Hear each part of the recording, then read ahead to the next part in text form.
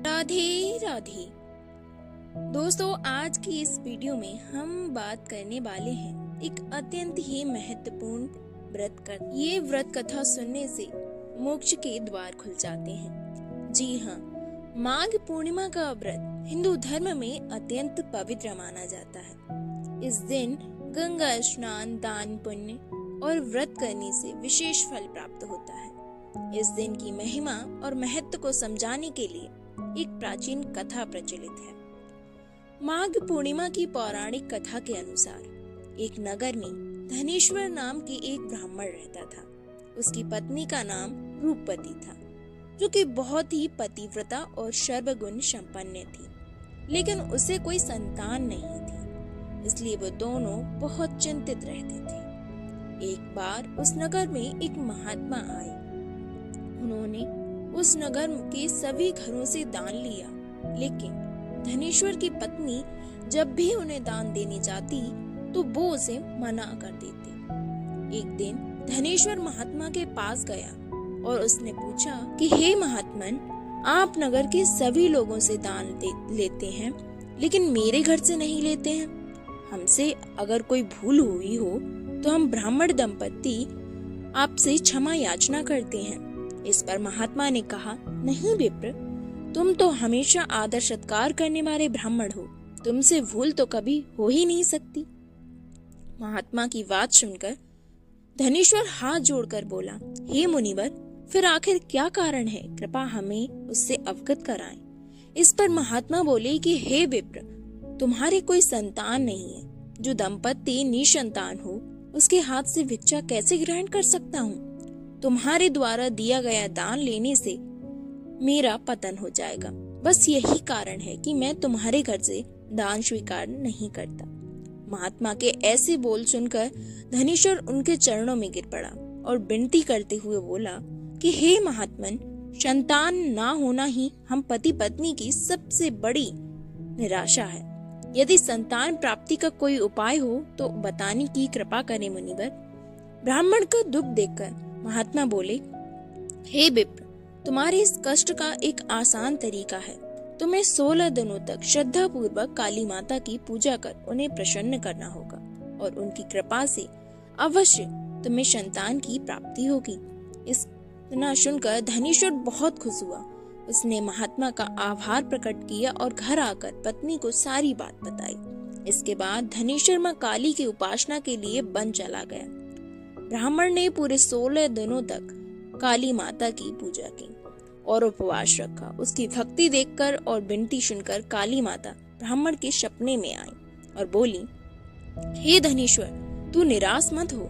मैं तुझे संतान के रूप में संतान प्राप्ति का वर देती हूँ, लेकिन 16 साल की अल्पायु में ही उसकी मृत्यु हो जाएगी। काली माता ने कहा, यदि तुम पति पत्नी विधि पूर्वक 32 पूर्णिमा का व्रत करोगे तो तुम्हारी संतान दीर्घायु हो जाएगी। प्रातः काल जब तुम उठोगे तो तुम्हें यहाँ आम का एक वृक्ष दिखाई देगा।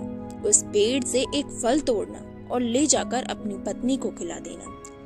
शिव जी की कृपा से तुम्हारी पत्नी गर्भवती हो जाएगी। इतना कहकर माता अंतर्ध्यान हो गई। प्रातः काल जब धनेश्वर उठा तो उसे आम का वृक्ष दिखा। उस पर बहुत ही सुंदर फल लगे थे। वो माता काली के कहे अनुसार फल तोड़ने के लिए वृक्ष पर चढ़ने लगा। उसने कई बार प्रयास किया, लेकिन फिर भी फल तोड़ने में असफल रहा। तभी उसने गणेश जी का ध्यान किया और गणपति की कृपा से इस बार वो वृक्ष पर चढ़ गया और उसने फल तोड़ लिया। धनेश्वर ने अपनी पत्नी को वो फल दिया, जिसे खाकर वो कुछ समय बाद गर्भवती हो गई। दंपत्ति काली माँ के निर्देश के अनुसार हर पूर्णिमा पर दीप जलाते रहे। कुछ दिन बाद भगवान शिव की कृपा हुई और ब्राह्मण की पत्नी ने एक सुंदर बेटे को जन्म दिया, जिसका नाम उन्होंने देवीदास रखा। जब पुत्र 16 वर्ष का होने को हुआ तो माता पिता को चिंता होने लगी कि इस वर्ष उसकी मृत्यु न हो जाए।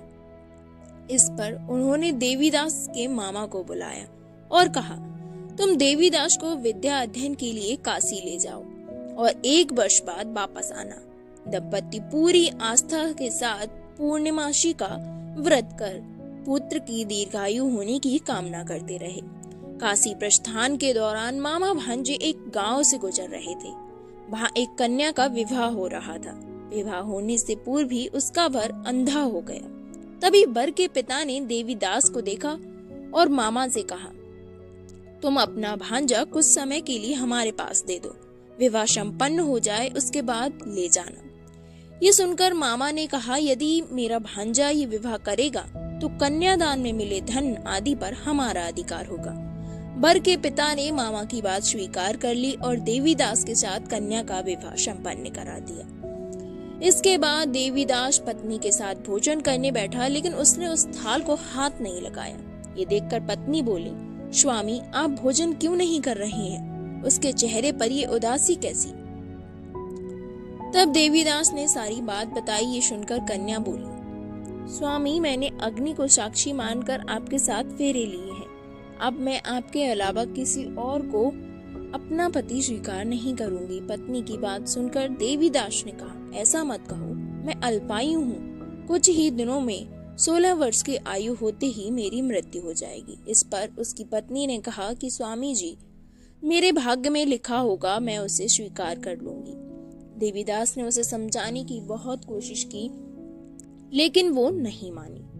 तो देवीदास ने उसे एक अंगूठी दी और कहा कि मैं काशी जा रहा हूँ, लेकिन तुम मेरा हाल जानने के लिए एक पुष्प वाटिका तैयार करो।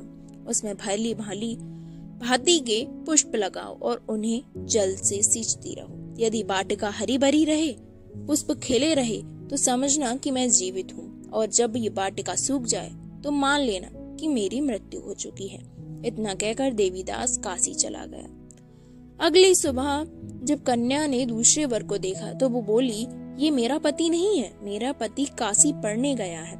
यदि इसके साथ मेरा विवाह हुआ है तो ये बताए कि रात्रि में मेरे और इसके बीच क्या बातें हुई थी और इसने मुझे क्या दिया था। ये सुनकर वर बोला कि मुझे कुछ नहीं पता, और पिता पुत्र वहां से चले गए। उधर एक दिन प्रातःकाल एक सर्प देवीदास को डसने के लिए आया, लेकिन उसके माता पिता द्वारा किए जाने वाले पूर्णिमा व्रत के प्रभाव के कारण वो उसे डस नहीं पाया। उसके बाद काल स्वयं वहां पर आए और उसके शरीर से प्राण निकलने लगे। देवीदास बेहोश होकर गिर पड़ा। तभी वहां माता पार्वती और शिव जी आए। देवीदास को बेहोश देखकर देवी पार्वती बोली, हे स्वामी, देवीदास की माता ने 32 पूर्णिमा का व्रत रखा था, उसके फलस्वरूप कृपा आप विशेष जीवन दान दें। माता पार्वती की बात सुनकर भगवान शिव ने देवीदास को पुनः जीवित कर दिया। उधर देवीदास की पत्नी ने देखा कि पुष्प वाटिका में एक भी पुष्प नहीं रहा। वो जान गई कि उसके पति की मृत्यु हो चुकी है और रोने लगी। तभी उसने देखा कि वाटिका फिर से हरी भरी हो गई है। ये देखकर वो बहुत प्रसन्न हुई और उसे पता चल गया कि देवीदास को प्राण दान मिल चुका है। जैसे ही देवीदास 16 वर्ष का हुआ, मामा भांजा काशी से वापस चल पड़े। रास्ते में जब वो कन्या के घर आए तो उसने देवीदास को पहचान लिया और प्रसन्न हुई।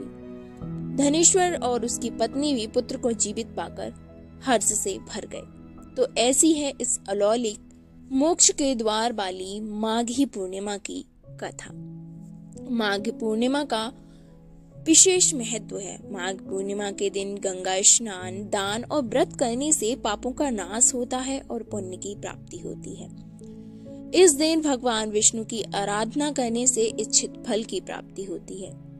ये पूर्णिमा अपने आप में एक बहुत खास महत्व रखती है। ऐसा माना जाता है कि इस दिन पवित्र नदियों में आकर देवी देवता पृथ्वीलोक पर आकर स्नान करते हैं। इस माघी पूर्णिमा की व्रत विधि में प्रातः काल गंगा या किसी पवित्र नदी में स्नान करें, भगवान विष्णु का ध्यान करें और व्रत का संकल्प लें।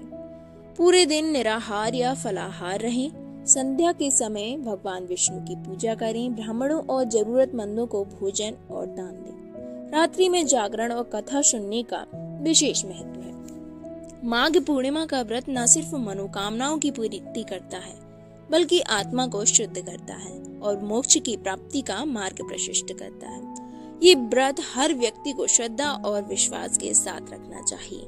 अगर आपको ये वीडियो अच्छी लगे, पसंद आए तो वीडियो को लाइक कर दीजिए, चैनल को सब्सक्राइब करके नोटिफिकेशन बेल को ऑन कर लीजिए, ताकि ऐसी अध्यात्म से जुड़ी कहानियां हम आपके लिए लाते रहें।